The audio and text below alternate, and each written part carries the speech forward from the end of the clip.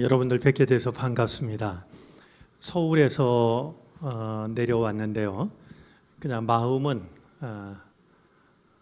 고향을 찾은 그런 마음입니다. 특히 청년관 이 자리는 더욱더 그래서 이렇게 조금 더 낯설게 여겨지지 않고, 다만 아쉽고 미안한 건 낯은 익은데 내가 저분을 어디서 봤더라 이렇게 좀 기억을 더듬어야 되는, 그건 좀 이제 아쉽고 미안하지만 마음은 아주 익숙한 곳을 찾아왔다라는 그런 생각입니다.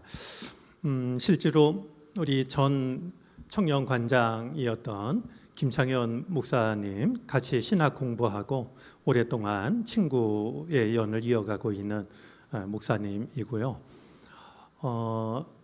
굉장히 오래전이죠. 제가 87년부터 단강에서 15년 목회를 했는데, 그 당시에도 이 청년관에서 우리말 우리글 배우는, 일단 제가 좀 앉아서 할까요? 제가 키가 커서 이렇게 고개 아프실지 모르겠어요. 그 우리말 우리글 배우고 성경 공부하고, 그리고 독서 토론하고 이런 모임이 이제 있었습니다. 한 3달여 전에 그 미국에 말씀 나누러 갔다가 그때 같이 했던 손이나 목사님 반갑게 만났고요. 제가 있는 곳에서 한 2시간 정도 떨어진, 차로 2시간 정도인데, 뭐 그 자기가 있는 곳에 들러가는 거는 선택이 아니라 그냥 필수, 안 들러가면 뭐 이거 안 되는, 정말 미국 땅이 넓기도 하지만 그만큼 그리움이 느껴져서 한달음에 달려갔고, 이제 이렇게 시간 보내고 밤길에 돌아왔어요.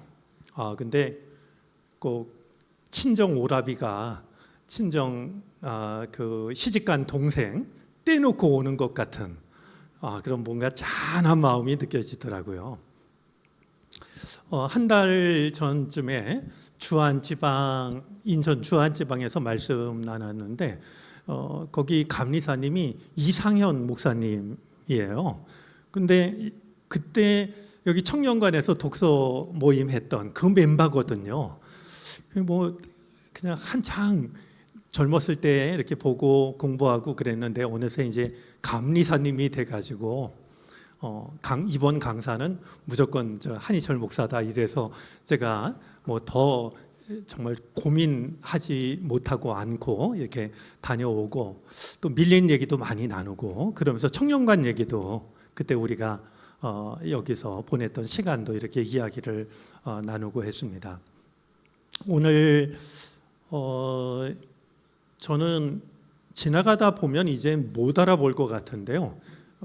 이름을 불러도 전혀 어색하지 않아요. 2 아이의 아빠가 됐는데, 종하, 변종하, 종일, 종석. 이게 벌써 굉장히 오래전 일인데 그 이름이 여전히 제 마음속에 이렇게 남아 있습니다. 교회 앞에, 예배당 앞에 살았던 종하가 커서 이제 2 아이의 아빠가 됐고, 오늘 우연히 얘기를 듣고 이렇게 찾아왔다고 하니까 글쎄 이런 감정을, 그 독일어 중에는 먼 곳을 향한 그리움을 뜻하는 단어가 있더라고요. 우리 말로는 그게 없는데, 그런 마음을 느끼게 됩니다. 또 제가 워낙 바쁜 시간 아닐까 그래서 일부러 연락을 안 했는데, 친구 목사님도 이렇게 자리를 해서 오랜만에 반갑게 만나고 여러분들도 이렇게 대하게 되었습니다. 사실은 이 북 콘서트 때문에 저도 오랜만에 제가 쓴 책을 읽었습니다. 2 가지 이유 때문에 저는 제가 쓴 책을 잘 안 읽거나 못 읽습니다. 하나는 특히 단강 쪽에 관한 책들은 지금 읽어도 뭔가 목이 메이는 부분이 있습니다. 그래서 그냥 이렇게 잘 못 읽게 되고요. 또 하나는 부끄러움입니다. 그 당시엔 열심히 그냥 썼지만 지금 다시 읽으면 뭔가 이게 부끄러운 마음이 솟아나서 다시 책을 읽는 일은 아주 드문 일인데, 그래도 여러분들 만나면서 책을 안 읽고 오는 거는 아무리 뭐 제가 그 책을 쓴 사람이지만 도리가 아니다 싶어서 덕분에 책을 한번 읽었습니다. 사실은 그 꽃자리라고 하는 출판사에서 발행이 됐는데, 이 글은 웹진 그 꽃자리에 연재했던 글입니다. 한 꼭지씩 이렇게 연재를 했었고, 연재가 끝나고 나서 책으로 묶였는데 아마 횟수로는 한 5, 6년 이렇게 지난 책인데, 이 책에 이렇게 관심을 갖는 일이 저로서는 너무나 뜻밖이었고, 아까도 개인적으로 이야기를 나눴습니다만 이렇게 글을 쓰는 사람으로서 글의 무용론에 대해서 많이 생각을 합니다. 그래서 얼마 전에도 제가 하루 한 생각을 쓰면서 말을 덜 하는 것이 덜 부끄러운 길이라면 그렇게 하겠다라고, 말을 좀 덜 하는 게 덜 부끄러운 길이라면 나는 그렇게 하겠다라고 이렇게 글을 썼더랬는데요. 예, 아무튼 이제 오늘 이 좀 철지난 책을 다시 여러분들이 눈길을 줬고 오늘 이야기를 나누게 돼서 저도 좀 같은 마음으로 이 예레미야 이야기를 하려고 합니다.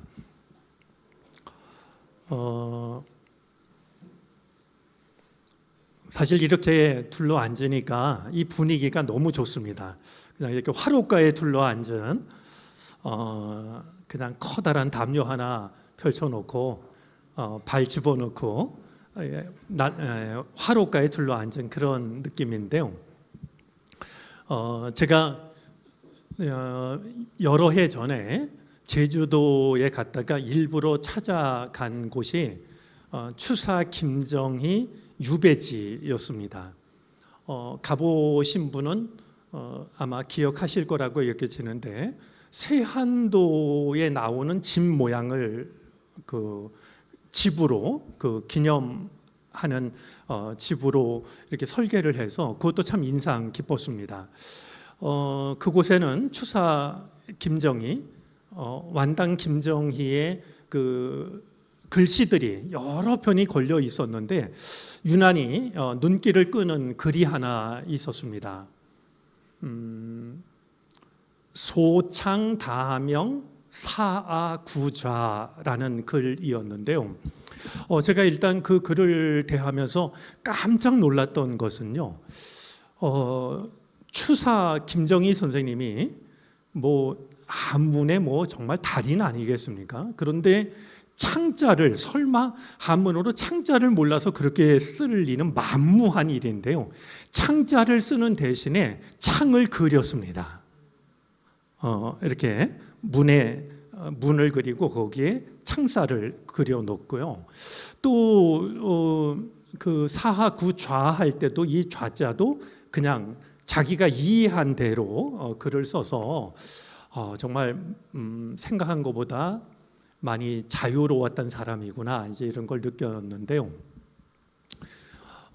그 뜻은 짐작하기로는 이런 뜻이었습니다. 소창다명, 작은 창에 다명, 빛이 밝아서, 작은 창에 빛이 밝아서 사아구좌, 나로 하여금 오래 앉아 있게 하네, 그런 뜻으로 여겨집니다.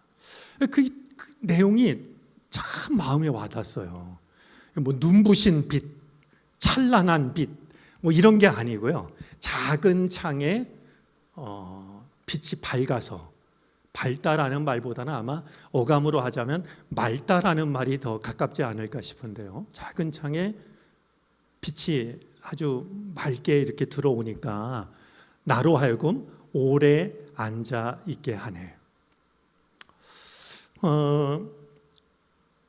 그분의 성품이 꼭 차 한 잔을 건네는 형과 같다고 그래서 다형이라는 호를 갖게 된 김현승 시인이 있죠. 가을의 기도를 쓴 그분의 시구 중에 보면 창을 사랑한다는 말은 태양을 사랑한다는 말보다 눈부시지 않아서 좋다, 이런 구절이 있습니다.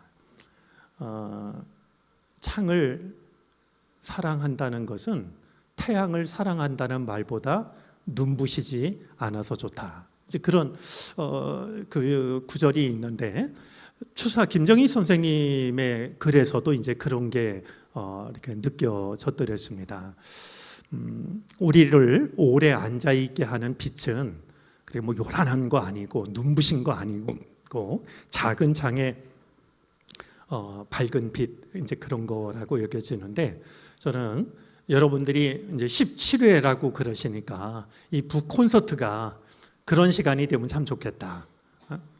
그 누군가 그래도 자기의 생각을 담아서 쓴 글을 가지고 얘기하고 그걸 듣고 또 대화하고, 이런 시간이 밝은 혹은 맑은 빛 아래 오래 앉아 있는 그런 시간이 되면 참 좋겠다라는 생각을 갖습니다.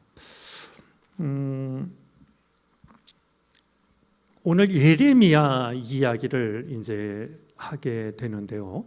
저는 성경에 나오는 그 얘기부터 할까요?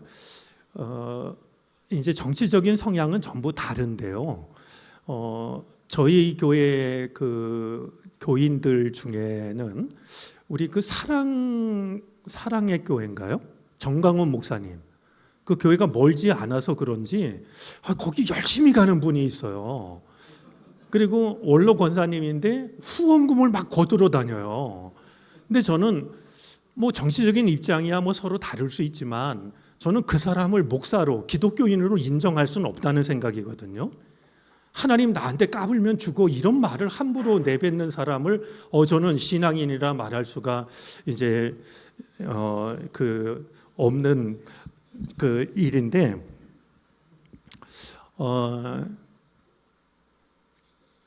그 하여튼 우리 그 권사님들 중에는 열심히 이제 그 저기를 따르고, 또 한번 이야기를 했더니 그분이 이 시대에 예언자일지 순교자일지 누가 아냐, 이제 그분들 생각은 그렇더라고요.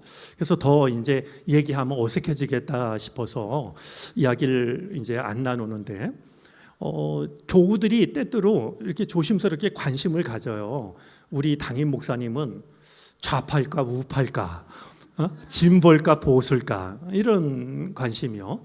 저는 사실 설교 시간에 정치적인 얘기 거의 안 합니다. 그런데 또 느낌이라는 게 있잖아요.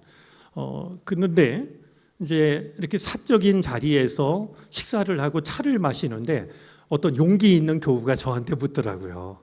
목사님은 어느 쪽이냐고 말이죠. 그래서 제가 분명하게 얘기했어요. 잘 물었다.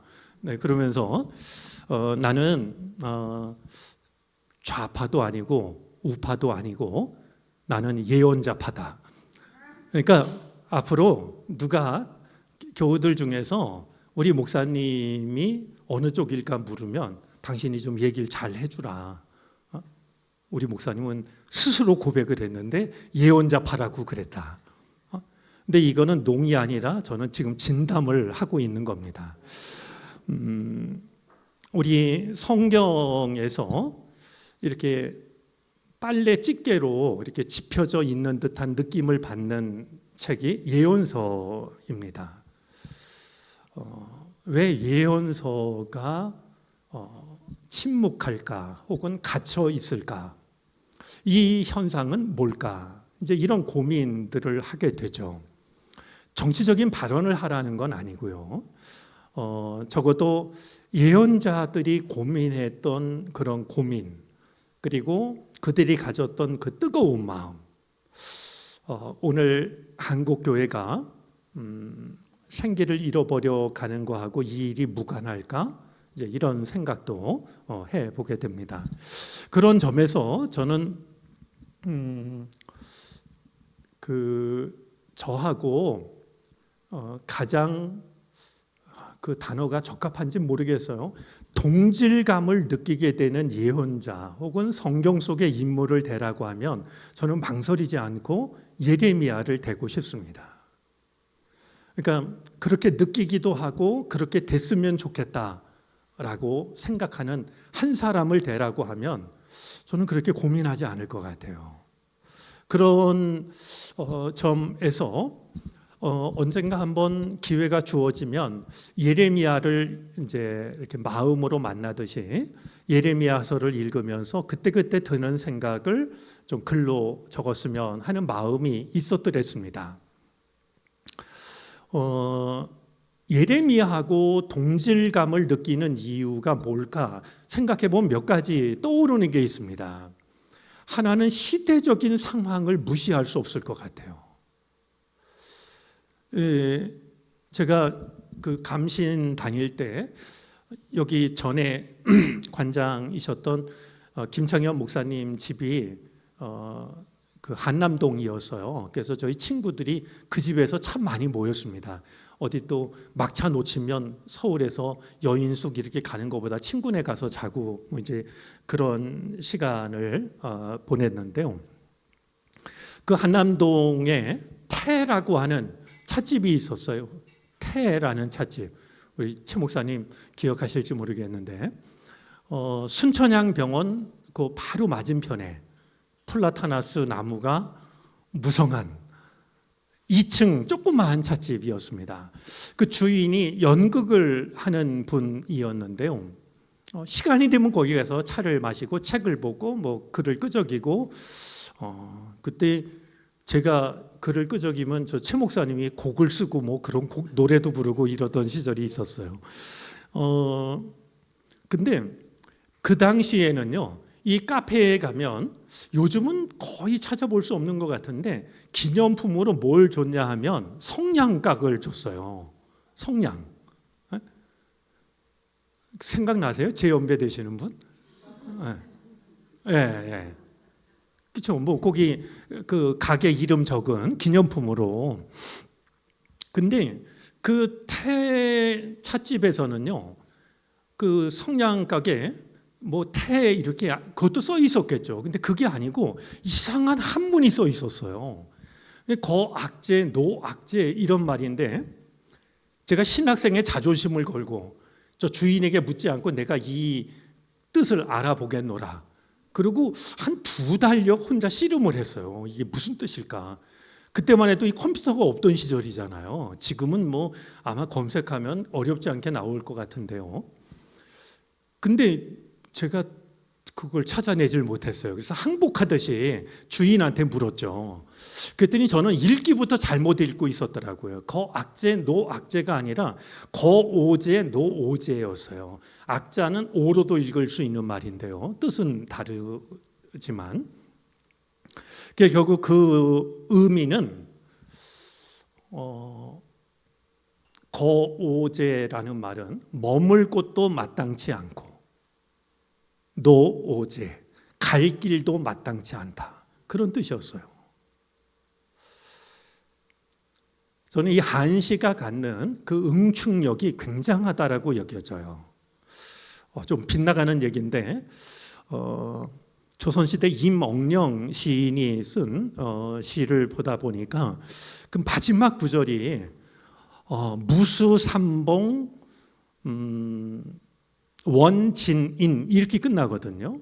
근데 그 글의 내용이 뭐냐 하면 봄날 끝자락에 오래된 절로 꽃구경을 가요. 꽃구경을 하고 오는데 비가 내렸던 모양이죠. 이 시인의 옷소매에 꽃잎이 떨어지던 꽃잎이 달라붙는 거예요. 오는데 그 꽃잎의 냄새를 맡고 벌들이 먼 데까지 따라오는. 그래서 무수삼봉 수 없는 산벌들이 벌들이 멀리까지 따라오네 그런 뜻이었거든요. 이게 우리 기독교인의 삶이 이래야 되지 않나? 예배드리고 돌아서면 뭐 사람들하고 다를 게 없는 그게 아니라 우리가 예배 드렸으면 그런 향기가 좀 멀리까지 오래도록 따라오는 삶을 살아야 되는 거 아닌가? 이제 그런 생각을 해보게 됐는데, 아무튼 한시는, 시가 그렇지만 한시는 더 이렇게 응축력이 있는 것 같아요. 거제 노제라는 말은 우리들의 삶의 모습, 삶의 풍경을 그대로 담고 있다라고 여겨졌어요. 머물 곳도 마땅치 않고 갈 길도 마땅치 않은. 아마 우리 그 마음의 풍경, 삶의 풍경을 이야기하라고 하면 그보다 더 적합한 말이 어디 있을까라고 여겨지는데요. 예레미야가 살던 시대가 그러했죠. 어디 하나 마음 둘 곳이 없는,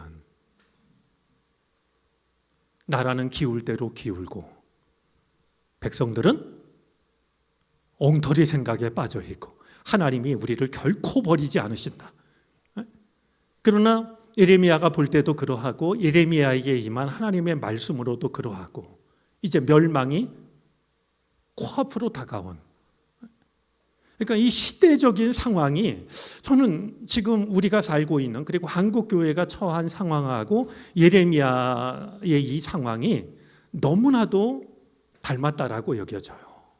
그 시대를 온몸으로 살아갔던, 그 시대를 울며 지냈던 그 한 사람이 나하고 상관없는 오래전 사람이 아니라 윤동주 참회록대로 하면 녹슨 구리 거울을 닦으면 나타나는 내 얼굴 아닐까? 이제 이런 생각이 드는 거죠. 또 하나 그 동질감을 느끼게 하는 것 중에 하나는 예레미야가 선 그 자리예요.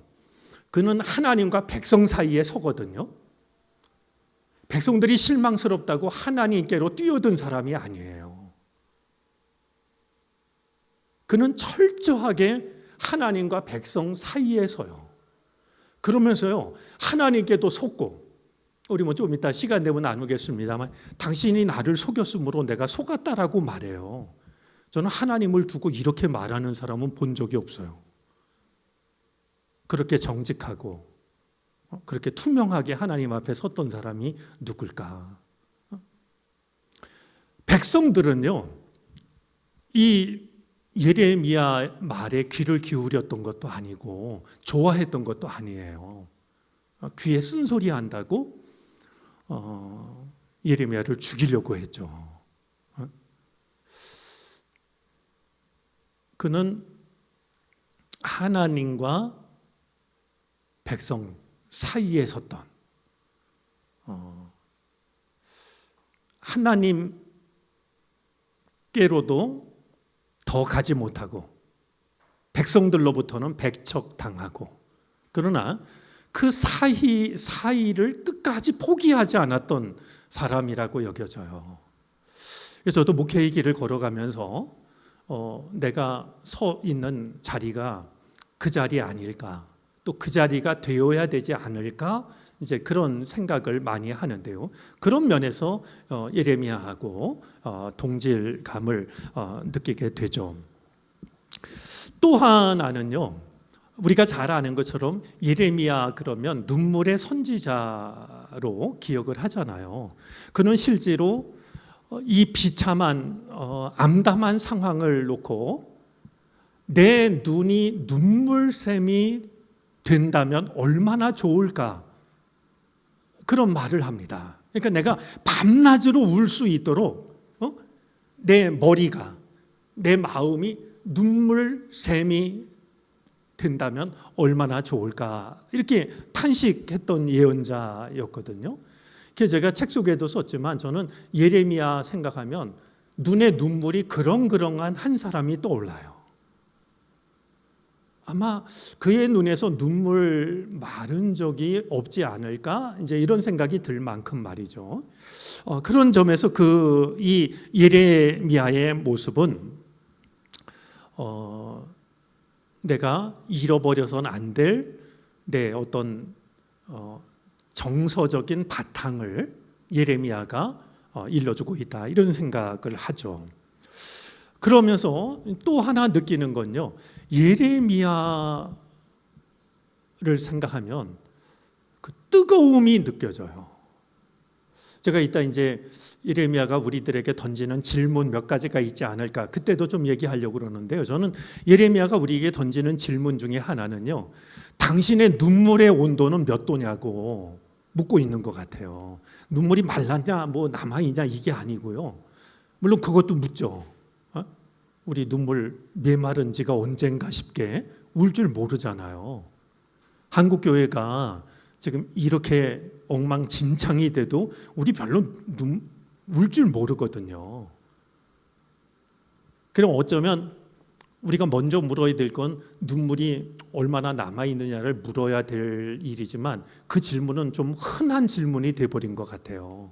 그래서 저는 그 질문이 가지고 있었던 본래의 의미를 생각하면 그 질문보다는 당신의 눈물의 온도는 도대체 몇 도나 되냐고, 그 질문이 아마 더 적합하지 않을까 이런 생각이거든요.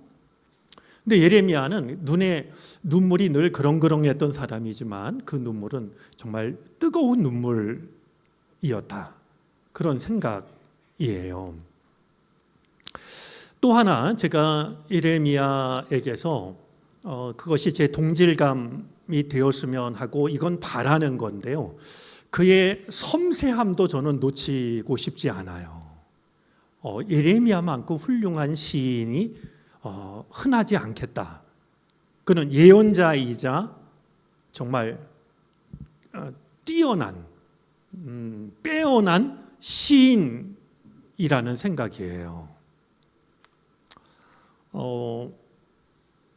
제가 가끔 어느 날의 기도라는 글을 써요. 이렇게 생각이 담기지 않은 습관적인 기도 말고 내 생각을 담는 기도를 드리고 싶을 때 이제 어느 날의 기도를 쓰는데요. 오래전에 썼던 그 어느 날의 기도 중에 이런 게 있어요. 여기 내 마음 가라앉을 만큼 가라앉아 거반 눈물에 닿았으니 오십시오 주님. 비로든 바람으로든 폭풍으로든 무엇으로라도 오십시오. 파란 떨림 나는 당신을 예감합니다. 내 마음 가라앉을 만큼 가라앉아서 거의 눈물에 닿았으니까 비로 오시려면 비로 오시고 바람으로 오시려면 바람으로 오시고 폭풍으로 오시려면 폭풍으로 오십시오. 파란 떨림 나는 당신을 예감합니다 라는 기도문이었는데요. 제가 이 얘기를 하는 거는 저는 이 예레미야야말로 파란 떨림의 사람이었다고 생각을 해요. 그에게서는 둔함을, 익숙함을 찾아볼 수가 없어요. 그의 마음, 그의 영혼은 정말 늘 파랗게 떨렸던 사람인 것 같아요. 우리가 길을 찾을 때요, 이제 낯선 곳 오지 여행하다가 방향을 잃어버리면 꺼내드는 도구가 나침판이잖아요. 근데 나침판을 꺼내들었을 때요, 바늘 끝이 떨리지 않는 나침판은 신뢰할 수가 없어요. 우리가 신뢰하는 나침판은 파르르 떨고 나서 그 시간 끝에 멈춰서는 그 방향을 우리는 신뢰하는 거죠.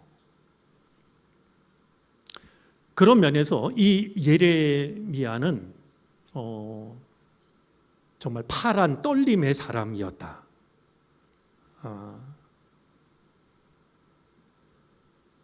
근데 나침판 얘기를 했으니까요. 여러분, 나침판은 항상 N극을 가리키잖아요. 그런데 신기하게도요, 한 방향을 정확히 찾아내면은요, 나머지 찾아내는 건 어려운 일 아니에요. 저는 우리 한국 교회가 여러 방향을 찾아낼 필요 없다고 생각해요. 이성복 시인도 그런 말을 했어요. 주파수를 맞추면, 아까 밥 먹다가 한 얘기인데, 주파수를 맞추면 잡음이 사라진다고요. 잡음하고 씨름해서 이기면 잡음이 사라지는 게 아니고요, 잡음은 주파수를 맞추면 사라져요. 저는 거기에 뭔가 희미한 답이 있지 않을까? 한국 교회에 말이죠. 우리가 이 문제는 어떻게 하고 저 문제는 어떻게 하고 잡음하고 씨름한다고 그게 사라지는 게 아니고, 주파수를 그분에게 맞추는 그런 면에서 예레미야가 우리한테 시사하는 것이 적지가 않다라는 생각입니다. 이 책에 보면은요, 민영진 교수님이 추천의 글을 굉장히 길게 쓰셨어요. 이런 이만한 분량도 이거 다른 책에서도 보기 힘든 일인데, 저는 뭐 따뜻한 애정이라고 생각을 해요. 정릉교회가 12월 둘째 주일 성서주일부터 교회에서 쓰는 성경책을 이번에 세번역으로 바꾸기로 했어요. 어린이들과 똑같은 말씀을 읽자 해가지고요. 그리고 그날 1, 2부 예배 시간에 민영진 교수님 오셔서 말씀을 전해 주시기로 했는데요. 그분이 이제 그 책 앞부분에 이렇게 쓰신 내용을 보면 예레미야에 관한 굉장히 상세한 그 내용이 담겨져 있어요. 그분이 워낙 꼼꼼하신 분이라 몇 장 몇 절인지 이것까지도 다 찾아서 쓰셨더라고요. 그리고 예레미야가 뭐 대부분 기억하실 줄 압니다만 그 이스라엘에서 예언자 활동을 하다가 결국 이집트로 끌려가죠. 백성들이 아예 예레미야를 끌고 이집트로 내려가고 결국 이집트에서 삶을 마감하게 되는 그런 예언자인데요. 제가 이 예레미야와 함께 울다라는 책을 쓸 때 제가 텍스트로 삼았던 성경책은요, 제가 정확한 이름은 관주 성경전서 간이 국한문 한글판 성경입니다. 제가 이 책을 기본 텍스트로 삼았던 거는요, 이 성경책 보신 분들이 많지 않으실지 모르겠는데요, 이렇게 세로로 된 성경이에요. 그리고 국한문이 같이 쓰여져 있습니다. 그래서 한자에 해당하는 건 전부 한문으로 된. 근데 제가 78년도에 신학교에 입학하니까 어머니가 어떤 걸 선물하면 좋겠냐고 물으시더라고요. 그래서 제가 이 책을 사달라고 그랬어요. 그래서 그 책은 신학교에 입학한 아들한테 어머니가 사주신 성경책인데 어려운 한문들이 꽤 많죠. 그래서 저는 그 책을 빨리 읽을 수가 없었어요. 천천히 읽고 또 막히면 또 이렇게 다른 책을 가지고 이게 뭔지. 그래서 바나바의 별명이 권위자잖아요. 근데 권위자가 어깨에 힘준 사람이 아니라 권할 권자에 위로할 위자에 놈자자 쓰거든요. 그래서 위로의 아들이라고 하는 것을 저는 진작부터 짐작을 했는데요. 아무튼 이제 그 어렵지만 그 책이 줬던 유익함도 적지가 않았어요. 근데 제가 일부러 그 책을 기본 텍스트로 정했던 거는요, 우리의 선조들, 어머니 세대, 부모님 세대, 할머니, 할아버지 세대에서는 하나님의 말씀을 어떻게 이해했을까를 느껴보고 싶었어요. 번역이 많이 다르잖아요. 표현이 아주 달라요. 그래서 오히려 현대어로 된 성경보다는 우리들의 선조들이 쓰셨던 그 성경을 읽으면서 그분들이 성경을 읽을 때 가졌던 그 정서를 느껴보고 싶어가지고 기본 텍스트를 이제 그 책으로 정했고요. 대신 성경을 읽을 때 그렇게 번역본을 기준으로 삼는 데에는 한계가 있어요. 그래서 제가 그 외에 다른 성경들, 예를 들면 개역개정, 새번역, 공동번역, 그리고 카톨릭에서 나온 성서, 그리고 유진 피터슨 목사님 번역한 메시지, 이런 성경을 대조하면서 중요한 문장이나 아니면 중요한 단어들에 있어서는 그렇게 서로 비교를 하는데, 아무튼 가장 기본적으로 생각하려고 했던 것은 국한문, 우리 부모님 세대, 할아버지 세대들이 썼던 그 단어의 의미를 놓치지 않으려고 이제 생각을 했습니다. 그 민영진 교수님도 앞에 쓰셨지만, 당신이 나를 속이셨으므로 나는 당신에게 속았습니다. 이 구절을 제가 텍스트로 삼은 성경에서는 당신이 나를 권유하셨으므로 이렇게 번역해요. 권유라고 말이죠. 이 권할 권자가 유자고요. 이 유자는 꿰일 유자입니다. 그러니까 세번역 성경에 당신이 나를 속였다라는 말을 권유라는 말이 이미 담고 있었던 거예요. 놀랍게도. 근데 이 꿰일 유자를 보면은요, 말씀 언변에 그 숫자, 빼어날 숫자를 씁니다. 참 재미있죠?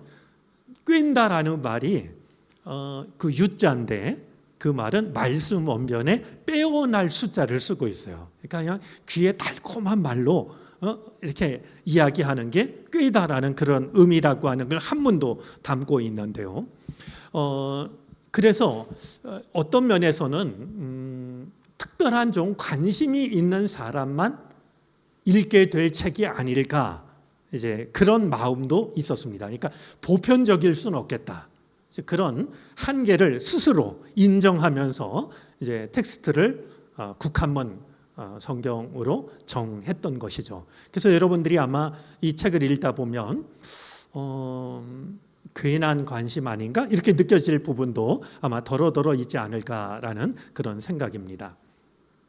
제가 이 예레미야 혹은 예레미야서를 통해서 몇 가지 좀 눈여겨보고 싶은 대목, 그리고 같이 이야기 나누고 싶은 몇 가지를 좀 이야기하도록 그렇게 하겠습니다.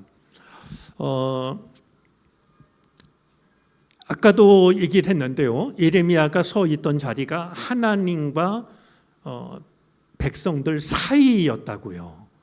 그리고 저는 그런 서 있는 지점도 지점이지만 예레미야는요, 시대와의 불화를 지독하게 겪은 사람이라고 여겨져요.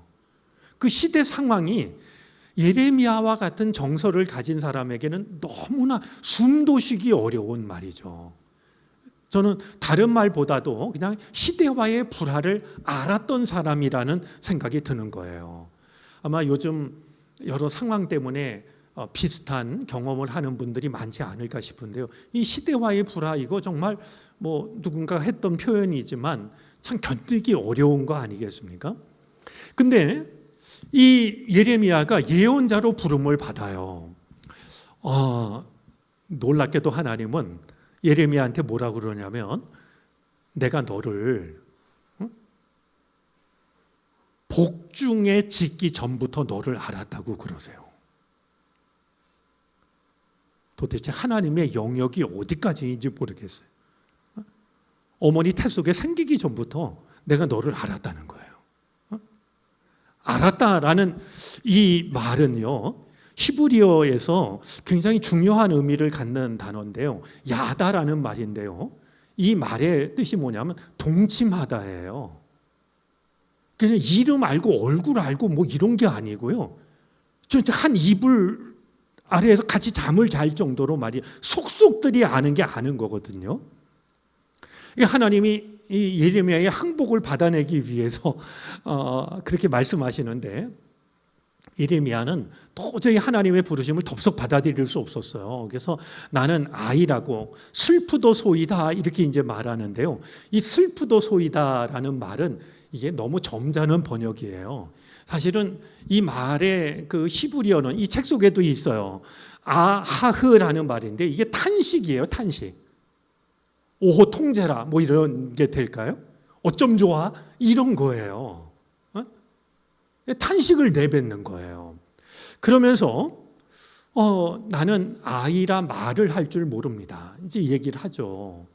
그때 하나님이 손을 내밀어서 예레미야의 입을 하나님의 손으로 입을 대십니다. 저는 이 대목이 참 마음에 와닿았어요. 뭐 하나님이 나 못합니다 그런 예레미야를 격려하기 위해서 머리에 손 얹을 수도 있었을 거 아니에요. 아니면 손을 악수를 하면서 힘을 꽉 줄 수도 있을 거고, 등을 두들길 수도 있을 거고. 근데 왜 그의 입에다 손을 댔을까요? 저는 지금 하나님이 그의 약점을 어루만진다라는 생각이 들어요. 그러니까 도망칠 궁리를 하고 있는, 나는 아이라 말을 못한다고 얘기했잖아요. 그러니까 하나님이 그의 입에다가 손을 대시는 거거든요. 저는 그런 대목들이 이렇게 좀 마음을 하게 해요. 별것 아닌 것 같지만 하나님은 우리가 그분의 뜻을 감당할 수 없다라고 내세우는 핑계, 우리의 약점, 도망갈 구석, 거기에 당신의 손을 얹으시는구나, 이제 그런 생각이 들기 때문이죠. 자, 결국 이 예레미야가 항복을 해요. 그래서 말씀을 전하는데요.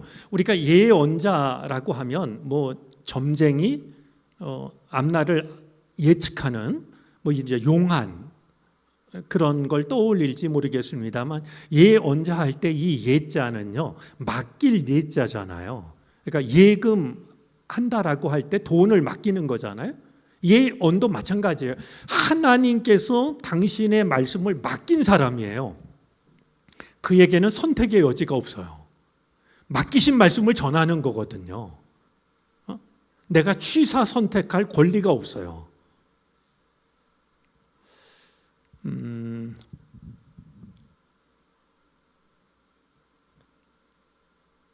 그런데 이 예레미야가 전하는 말이 사실 백성들이 기대했던 말과는 전혀 다른 그런 말이었죠. 그래서 뭐 백성들이 말이죠, 이 예레미야를 저는 그게 참 마음에 걸려요. 맨날 귀에 쓴소리만 하니까 이 백성들이 뭐라고 그러냐면 혀로 그를 치자 이렇게 말해요. 야, 이거 정말 기가 막힌 말 아니에요? 백성들이 말이죠, 자기네 정말 좀 위로도 해주고 잘 될 거라고 좀 복도 빌어주고 그러면 좋겠는데 허구한 날 쓴소리를 하니까 저 예레미야를 그냥 두면 안 되겠다, 그래서 백성들끼리 작당을 하기를 혀로 저놈을 치자 이렇게 말해요. 지금도 이런 일들은 뭐 가끔씩 일어나는 일 아닐까 싶어요. 제가 생각할 때 우리 목회자들 경험 중에는 그런 아픈 경험들이 있지 않을까 싶은데요. 메시지를 없애지를 못하면 항상 메신저를 공격하잖아요. 근데 그 대표적인 인물이 저는 예레미야였다라고 생각이 돼요. 결국 이 예레미야는 물 웅덩이에 던져지게 돼요. 그 목사들도요, 때때로 성경을 읽다 눈물을 흘릴 때가 있어요. 이 문장이 좀 이상하죠. 목사들도 이렇게 얘기하니까. 근데 제가 사실 가장 뜨거운 눈물을 흘렸다라고 해도 과장이라고 느껴지지 않는 대목이 예레미야와 관련이 있어요. 제가 독일 목회하러 갔을 때 이런 게 선배들이 얘기했던 피눈물이구나, 그런 눈물을 참 많이 흘렸어요. 아무도 없는 텅 빈 예배당에 혼자 앉아서 그런 정말 뭐 어떤 것도 선택할 수가 없는, 그럼 정말 그냥 혼자 한참 우는 게 뭐 더 아무 말도 떠오르지 않고 그런 시간이었는데요. 그때 제가 읽었던 성경 말씀 중에 이제 예레미야도 빠뜨릴 수가 없었죠. 근데 그 예레미야가 물 웅덩이에 빠진 얘기를 읽다가요, 얼마나 많이 울었는지 몰라요. 결국 예레미야가 물 웅덩이에 던져지는데요. 여러분 그 말씀을 보면요, 이 책 속에도 이제 그 내용이 있는데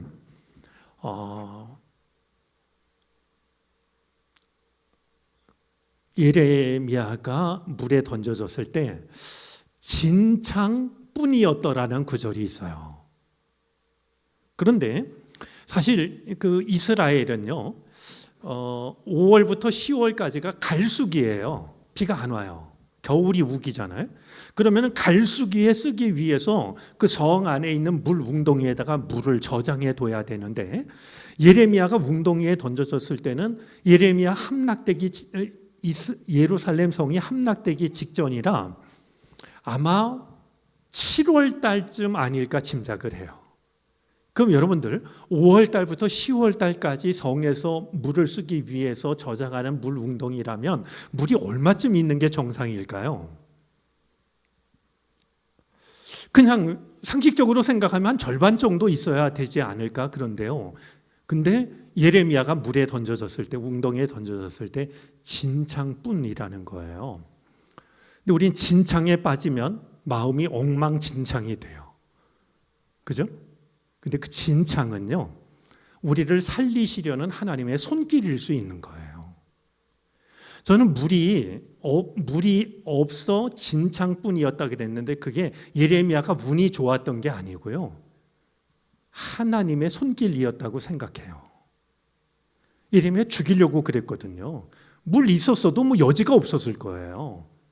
그런데 물이 없었고 진창뿐이었는데 그거는 예레미야를 살리려는 하나님의 손길이었다. 진창을 만날 때요, 믿음까지 엉망진창이 될 게 아니라 이보다 훨씬 더 나빠질 수 있었는데 하나님이 나를 살리기 위해서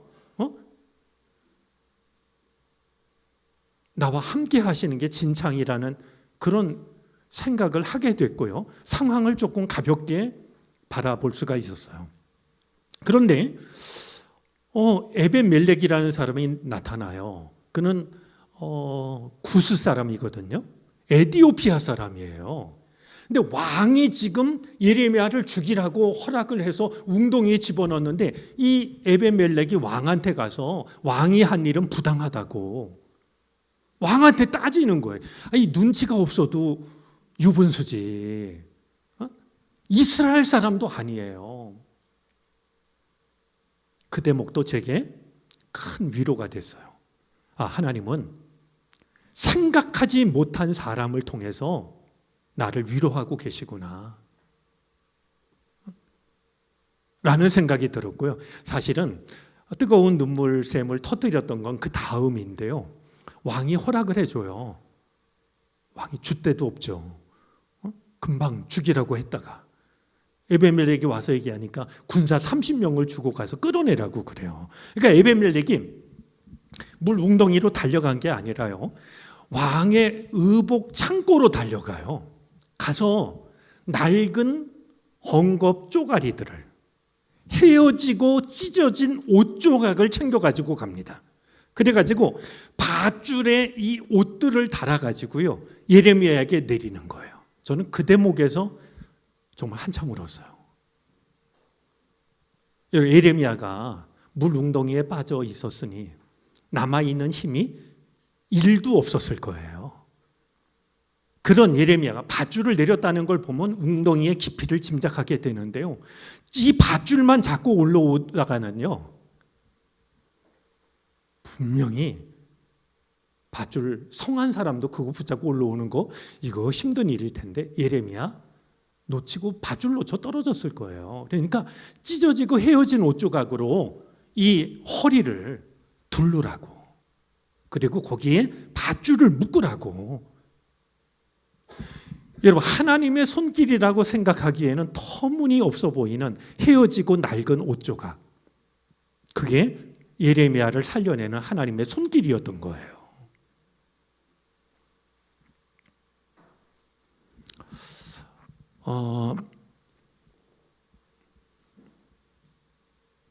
또 하나,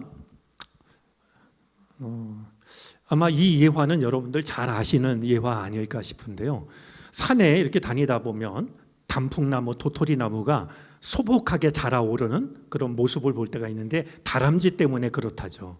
다람쥐가 겨울 동안 먹을 양식을 열심히 물어다가 어느 날 자기만 아는 데다가 파묻는데요. 겨울에 먹기 위해서 땅을 파고 열심히 묻은 다음에 자기만 알도록 표시를 해놔야 되잖아요. 근데 다람쥐가 어떻게 표시를 하냐 하면 얼른 고개를 들어서 자기 머리 위에 있는 구름 모양을 쳐다본다는 거예요. 내가 저렇게 생긴 구름 아래 묻었어? 그리고 가는 거예요. 그거 정말 아무도 모르는 놀라운 비번 아니겠어요?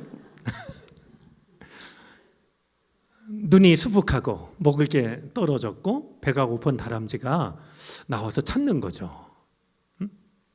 그런데 구름이 기다려 줄 리는 만무하잖아요. 그래서 다람쥐가 감초만 놓고 찾지 못한 그 씨앗들이 싹을 내서 저 산이 저렇게 푸르르다는 거예요. 저는 이 이야기를 들으면서 두 가지를 생각했어요. 하나는 우리가 우리의 꿈을 지금은 확실해 보이지만 금방 사라지고 마는 것에 두면 안 되겠다. 구름 같은 것에 두면 안 되겠다. 그런 생각이 하나 들었고요. 그보다 더 크게 들었던 생각은요. 하나님은 우리의 똑똑함이 아니라 어리석음을 사용하신다라는 생각이에요. 이 표현은 제 마음이 담긴 표현입니다. 우리는 많은 순간 하나님이 우리의 능력을 쓰시고 우리의 똑똑함을 쓰신다라고 생각할 때가 많은데요. 아니에요. 하나님은 오히려 우리의 미련함을 쓰세요. 예레미야가요. 하나님이 나를 속이셨으므로 내가 속았습니다. 하나님께 속아야 돼요, 우리가. 근데 우리는 속지 않으려고 하죠.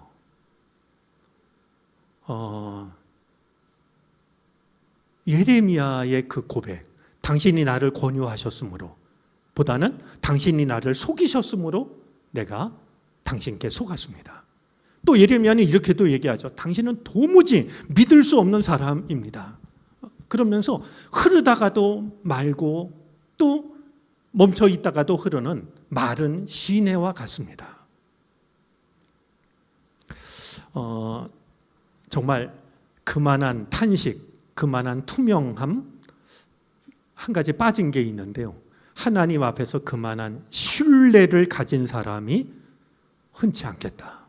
전 그렇게 말할 수 있다라고 하는 것은 그분에 대한 전적인 신뢰가 있었기 때문에 가능한 일이었다라고 생각합니다. 빠뜨릴 수 없는 게 저는 말씀 앞에서의 태도를 이 예레미야서는 돌아보게 한다라고 여겨져요. 어느 날 이 백성들이요, 이상하게도 우리 그냥 성경 공부 삼아서 먼저 한 가지 얘기하면은요, 예언자들은 두 부류로 나눠져요. 한 부류는 선복 예언자가 있고요, 또 한 부류는 선화 예언자가 있어요. 선복 예언자는요, 복을 선포하는 사람들이에요. 인기 짱이죠. 오늘 이 시대까지도 통하는 걸 보게 돼요. 불가능은 없다. 적극적 사고방식. 한 시대를 풍미했던 그런 생각들이죠. 근데 선화 예언자가 있어요. 화를 선포하는 거예요. 근데 표현은 그렇게 하지만 그냥 하나님이 주신 말씀을 있는 그대로 전하는 거예요. 그런데 이스라엘 백성들이 보니까요, 선복 예언자들, 그 수많은 선복 예언자들이 예언한 대로 이 시대가 흘러가는 게 아니라요, 자기는 쓴소리라고 없애려고 했고 무시하려고 했지만 예레미야가 말한 대로 나라가 흘러가는 거예요. 자, 그러다 보니까 어떤 일이 있었냐면요, 시드기야 왕이 이 예레미야에게 와서 이야기를 합니다. 혹시 하나님께서 하신 말씀이 있습니까? 그러니까 왕도 이 예레미야를 너무나 싫어하면서도 하나님의 말씀이 궁금한 거예요. 하나님의 뜻이 어디 있는지. 그래서 저는 그 부르그만 구약 학자의 표현을 따라서 반쯤은 희망을 걸고 반쯤은 절망의 쌓여인가요? 제가 그 정확한 워딩을 지금 떠올리게 그런데요. 아무튼 그렇게 이제 와서 물어요. 그런데 그 대목과 관련해서요, 우리가 좀 생각해 볼 만한 내용이 있어요. 뭐냐 하면 백성들이요, 높은 자로부터 낮은 자에 이르기까지 모든 백성이 예레미야한테 와서 하나님의 뜻을 우리에게 알려달라고 이야기를 해요. 그동안 전할 때는 다 귀뚱으로 듣다가 이게 아무래도 심상치 않으니까 하나님의 뜻을 알려달라고. 그러니까 이 그러면서 뭐라고 그러냐면 하나님이 뭐라고 말씀하시든지 우리가 듣겠다라고 시키지 않은 말도 해요. 그러니까 예레미야가 바로 대답하지 않고 열흘 동안의 시간을 갖습니다. 저는 이 열흘의 시간이 굉장히 중요한 의미를 가지고 있다고 생각이 돼요. 열흘 후에 이 예레미야가 백성들에게 하나님의 뜻을 다시 이제 전하죠. 그러니까 백성들이 뭐라고 이야기를 하냐면, 아니 하나님의 말씀을 물었으면, 그리고 뭐라고 말씀하시는지 듣겠다라고 했으면 들어야 되잖아요. 근데 예레미야가 이야기하니까 백성들은 이렇게 말해요. 하나님이 그렇게 말씀하실 리가 없소. 이 말씀 앞에서 우리가 갖는 태도를 좀 돌아보는 거예요. 그 지경이 됐는데도요, 하나님이 설마 그렇게 말씀하실 리가 없다고. 그리고서는 이 예레미야를 웅덩이에 던져놓고 또 이 예레미야를 끌고 이집트로 내려갔던 것이 이스라엘 백성들이거든요. 제가 어느 날 드렸던 어느 날의 기도 중에는 이런 게 있습니다. 답을 미리 내 안에 두고 모르는 척 당신께 묻는 일이 없게 하소서. 답을 이미 내 안에 두고서 모르는 척 물어보는, 그리고 물었다라고 나를 정당화하는 그런 일이 없게 해달라고, 그런 기도를 드린 적이 있는데 이스라엘 백성들은 그러지를 못했어요. 기가 막힌 대목이 있는데요, 여호야김 왕인데요, 이 두루마리에 적힌 하나님의 말씀이 이 왕에게 전달이 돼요. 그가 겨울 별장에 있을 때인데요, 그 하나님의 말씀을 읽을 때마다 이 여호야김 왕이 보였던 태도가 있습니다. 두루마리를 읽을 때마다 왕이요, 소도, 작은 칼이거든요, 칼로 두루마리를 잘라내서 불에 태우는 거예요. 근데 기가 막힌 거는요, 여기서 말하는 이 소도는 어떤 칼이냐 하면은요, 서기관들이 이 성경책을 옮겼을 때 이게 무디어지면 우리로 말하면 연필 깎는 칼이에요. 하나님의 말씀을 또렷하게 적기 위해서 깎는 이 칼인데 말이죠. 갈대 이렇게 깎는 거. 근데 그걸 가지고 하나님의 말씀을 오려서 불에 태웠던 거예요.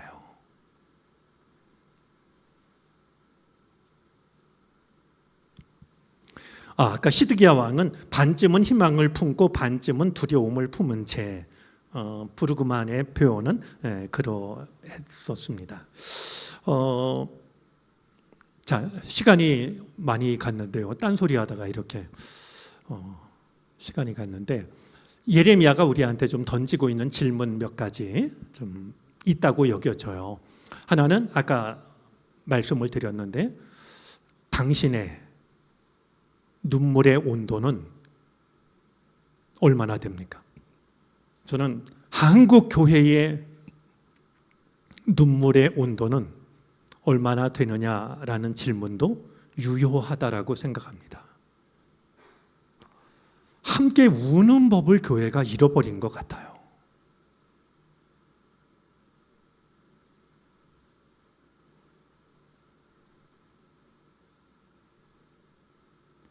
프랑스 사람들은 1년에 한 번 가장 존경하는 프랑스인 투표를 하는데요, 7년 동안 6번 1등을 한 사람이 있어요. 피에르 신부님이에요.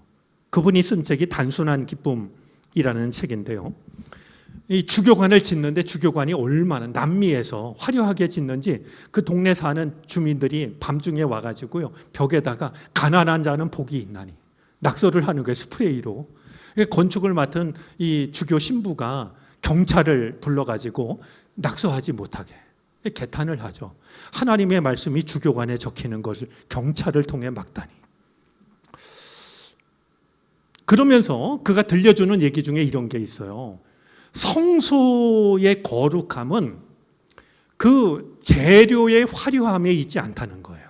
대리석의 화려함에 있지 않다는 거죠. 성전이 그곳에 있으므로 그 주변에 집 없는 자가 아무도 없다는 것. 조금 말을 보태면은요, 성전의 거룩함은요, 이 건물의 으리으리함에 있는 게 아니고요, 그곳에 하나님을 예배하는 곳이 있어서 그 주변에 밥 굽는 사람이 없는 거, 헐벗은 사람이 없는 거, 그게 성전의 거룩함 근거가 아니냐고 묻고 있어요.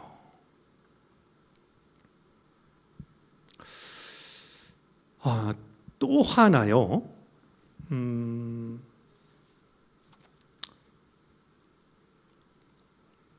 예레미야가 우리한테 묻고 있는 게요. 당신은 지금 여전히 하나님 앞에 있습니까? 서 있습니까?를 묻는 것 같아요. 무슨 얘기냐 하면은요. 어느 날 이 예레미야가요. 탄식하고 절망하고 낙심하니까 하나님이 뭐라고 그러시냐 하면, 야, 너 사람과 달리기를 해도 이렇게 지쳐 있다면 말과 어떻게 달리기를 할 수 있겠느냐. 저는 그 말씀 읽다가 깜짝 놀랐어요. 그러니까 하나님은요, 우리가 비교하기 좋아하는 누군가보다 조금 더 나은 사람이 되는 걸 원하시는 게 아니에요.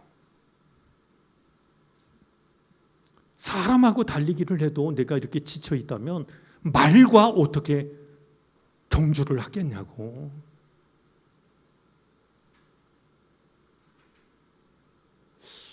하나님이 우리에게 바라시는 것은 약간 고민하고 약간 좀 나은 그런 건 아니라는 생각이 들어요. 사람과 경주해서 10등 안에 들기를 원하시는 그런 게 아닌 것 같아요.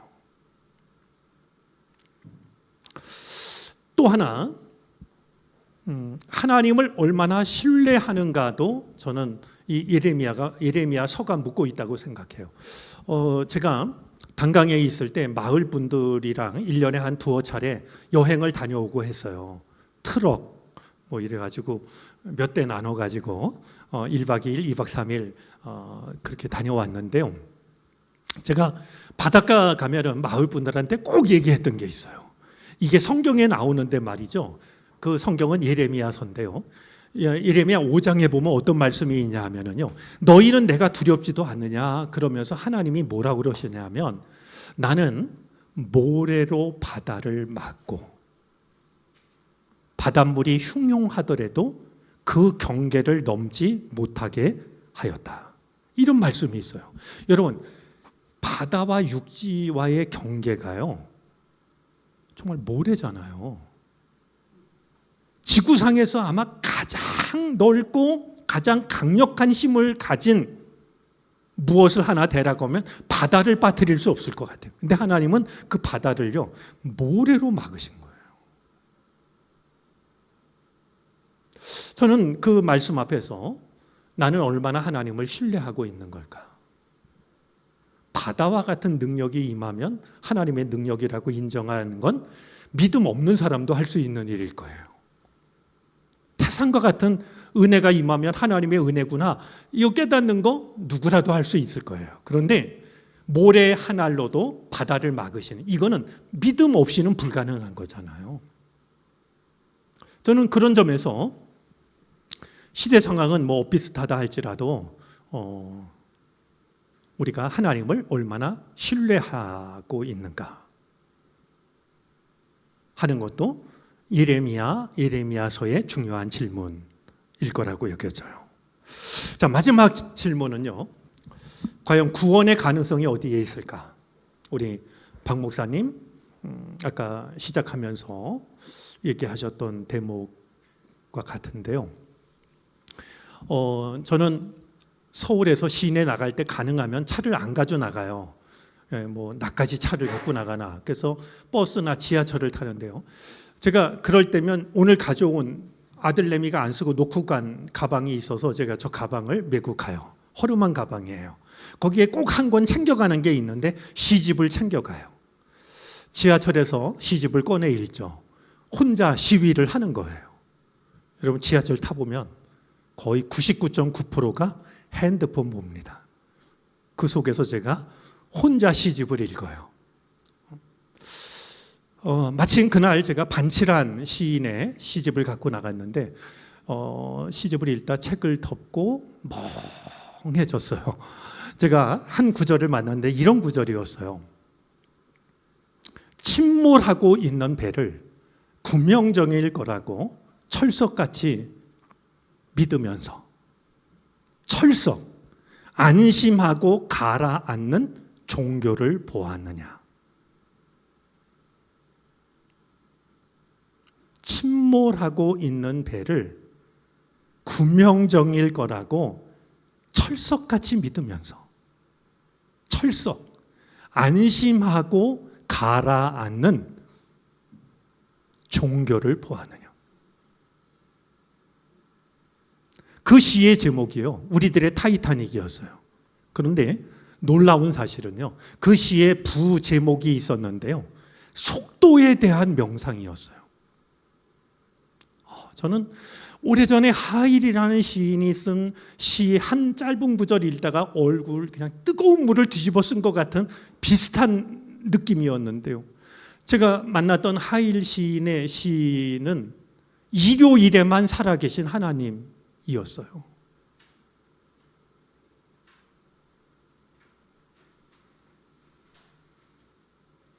하나님이 일요일에만 그런 가벼운 생각 아닐 거예요. 하나님을 믿는 사람들을 보니까 꼭 하나님이 일요일에만 살아계신 것 같은 그런 하나님 얘기를 하는 게 아니라 하나님을 믿는 사람들 얘기를 아프게 하고 있다라고 느껴졌거든요. 근데 이 시인은요, 구명정이라고 생각하면서 침몰하고 있는 배를 그냥 안심하고 가라앉는, 그런데 그 현상만 보고 있는 게 아니라요, 놀랍게도 그 시인은 속도를 바라보고 있는 거예요. 부제가 속도에 대한 명상이었다니까요. 제가 2주 전에 우리 선배 목사님께 들은 얘기에 의하면 기독교 세계에, 얼마 전 기독교 세계에 났던 기사라고 그러는데요, 감리교만 하더라도 10년 안에 교인 수가 절반 이하로 줄어들 걸로 예측을 한다는 겁니다. 그러니까 지금 추세로 가면 10년 안에, 근데 속도라는 건 가속도가 있잖아요. 속도가 붙으면 아마 10년도 많이 짧아지는 거 아닌가 여겨지는데요. 그런 점에서 제가 로날드 사이더라는 이가 쓴 이것이 진정한 기독교다에 나오는 얘기 하나를 좀 심하게 끈을 붙잡듯이, 아까 바다를 모래로 막으신 그 하나님을 그래도 의지하는 마음으로 이 얘기를 들려드리고 싶어요. 가브리엘 천사장이 승천하시는 예수님을 보자 하면서 얘기를 나눈 가상의 대화예요. 가브리엘 천사장이 이제 부활하셔서 승천하시는 예수님을 호위하면서 올라가는데 너무나 걱정이 되는 거예요. 예수님 없어도 과연 이 땅에 남아있는 교회가, 주님의 제자들이 주님이 하셨던 일을 할 수 있을까? 그래서 예수님께 물어요. 과연 저들이 할 수 있을까요? 그러자 예수님이 대답하세요. 나는 남겨진 제자들에게 삶의 모범을 보여주었고 십자가와 부활의 은총을 그들의 가슴 속에 남겨주었고 성령의 능력을 부어주었고 하나님 나라의 사명을 심장 한가운데에 새겨주었다. 할 수 있다고 대답하시는 거죠. 근데 가브리엘은 예수님의 대답을 듣고도 걱정이 됐어요. 그래서 또다시 묻죠. 만약에 그들이 실패한다면 어떻게 하실 생각입니까? 그러자 예수님이 단호하게 대답하세요. 그들은 할 수 있다. 그런데 가브리엘 천사장은 자신이 없었어요. 다시 한 번 더 묻죠. 만약에 그들이 실패한다면 어떤 해결책이 있습니까? 그렇게 물었을 때 예수님이 나직하게 이렇게 대답하십니다. 그들이 할 수 없다면 나에겐 대책이 없다.